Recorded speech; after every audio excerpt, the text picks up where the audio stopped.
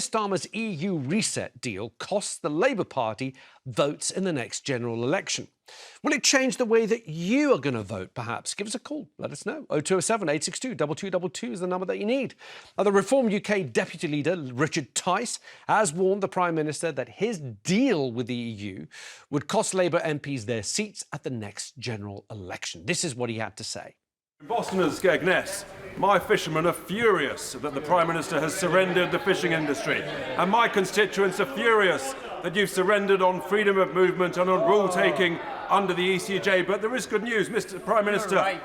Do you accept that you've also surrendered the jobs of many of your backbench MPs at the next general election to Reform?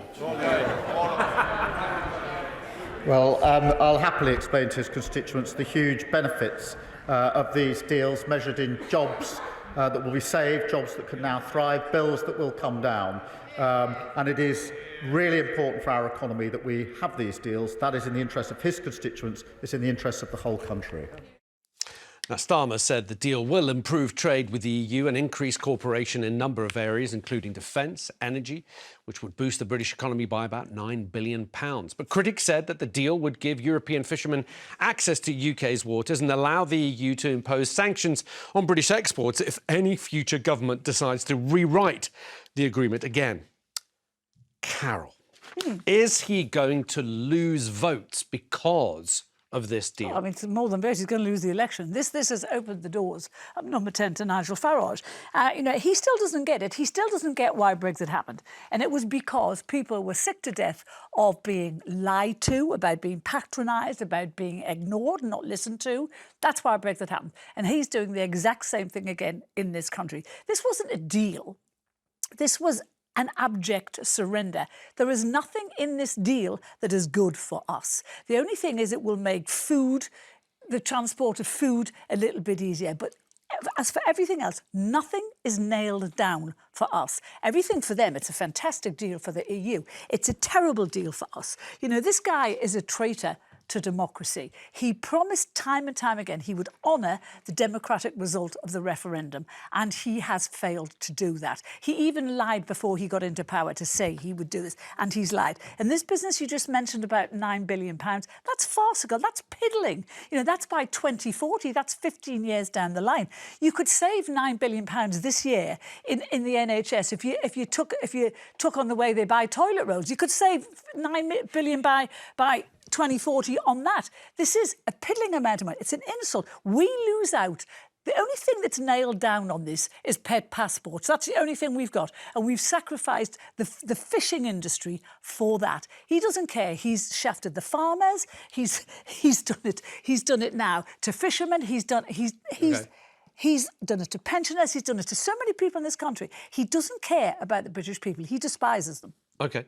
Marvyn, does he despise British people? Is this deal so bad? I think this is the first time where I feel like he's actually governing the country. Because I don't actually agree with most of the stuff that he's been doing recently. I think he speak of immigration last week, and then this deal isn't particularly great, but it does speak to the fact that he's actually honouring what Reform, Brexit and UKIP have been fighting for a very long time, which is we have to go back into the market and make all these trade deals and agreements and alignments with lots of different countries. He's doing that part on behalf of India.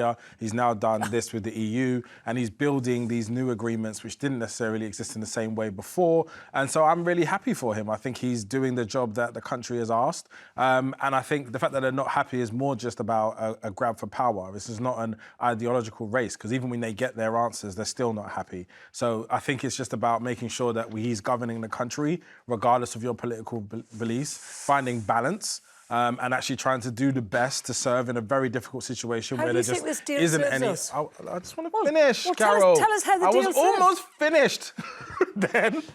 Just have the whole thing, Marvyn. And then he is. I'm sorry, I speak in compound ways because I have lots to say. Yeah, I think the most important thing is that he's trying to govern the country, and doing so, a lot of people aren't happy either side. But he's governing and trying to stabilise our country, trying to be as transparent as possible. I think he has bigger problems ahead, but I do believe he's trying his best to serve this country. I would like to know what Marvyn thinks how this deal is going to serve this country, as we've now become a rule taker, not a rule maker. Rules on food and energy to be set by the EU. The European Court of Human Rights, we have no input into it, and yet we have to take orders from them. We're not involved. So tell me what you think. I've never known the EU to govern this country holistically and tell us what we can and can't They do. absolutely do. Where were you? We have always operated in our own minds and what we wanted to do. That's just the fact nonsense. that we had We're not allowed alignment. to. We had We're alignment not for a allowed to. period of time. Was a. Don't roll your eyes at me, Marvyn. I'm looking at you because I'd like to finish. No, you're rolling your eyes. Please continue. No.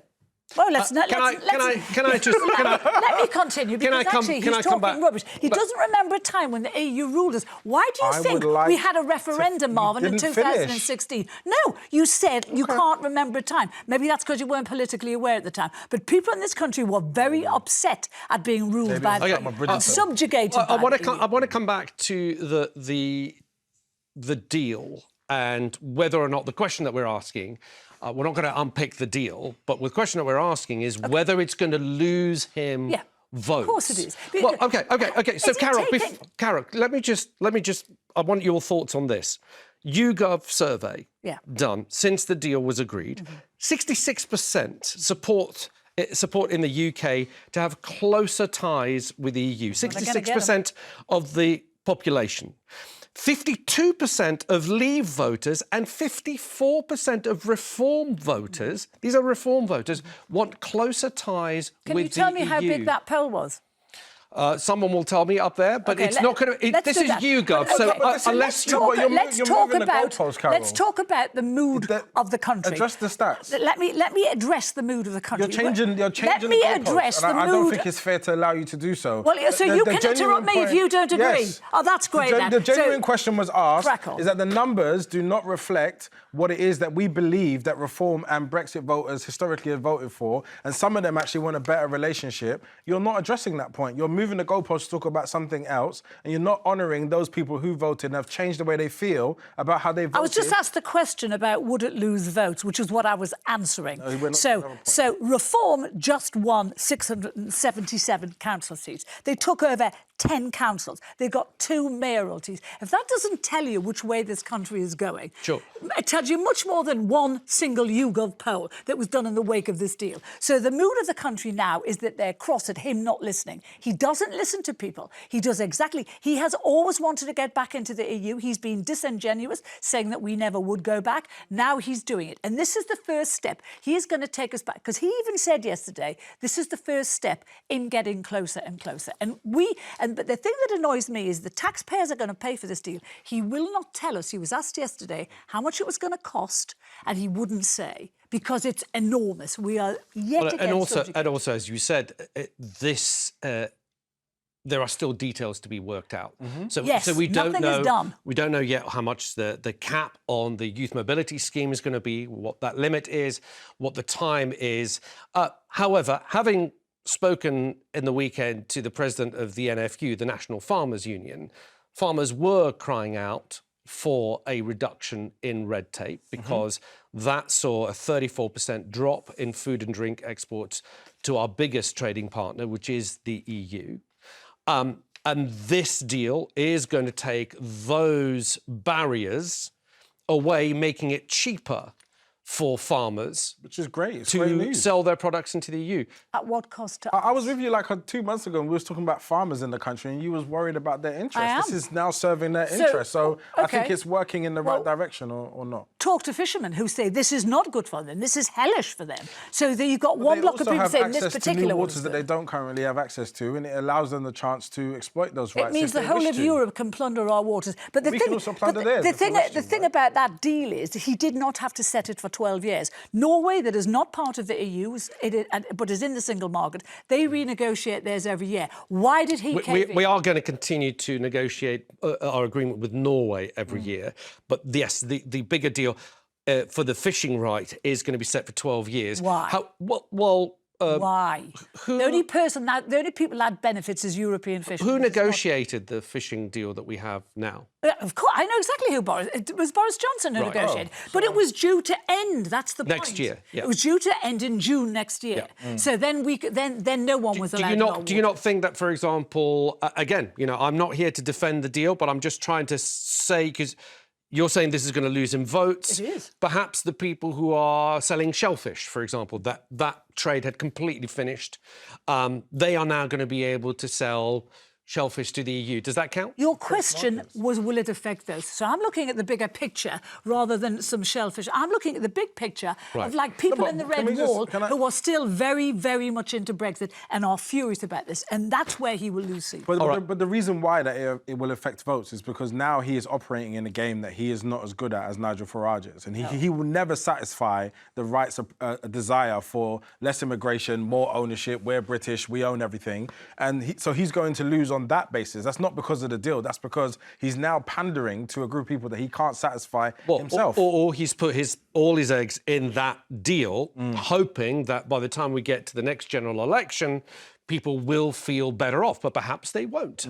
Let's speak to Patricia, who's in Devon. Patricia, welcome to the show. What do you think? Is this EU reset deal going to cost Keir Starmer votes in the next general election? I believe very strongly of what he has done. He has sold this dear little island that was once down the river. Yeah. Why do you feel that way, Patricia? I did not vote for him, but I listened to what he was preaching to people that wanted to vote for him, and he's gone back on many things that he promised the British people. Such as?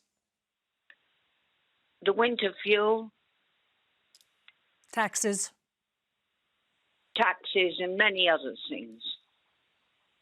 Right. When you say taxes, you're saying that the fact that he said that he wouldn't raise taxes, but he put taxes on national insurance for many employers. taxes. And the national insurance as well. He didn't say he was going to do that. But in fact, he said he wasn't going to do that. What in particular, Patricia, do you not like about this EU deal? I live in Devon, and I know the fishermen of Brixham and further down to Cornwall are enraged. Because what is going to happen? Because of the fishing? Yes. Okay. Because of the fishing. All right. Patricia, I'm going to have to leave it there because we've run out of time. But thank you for your call. Thanks for joining us.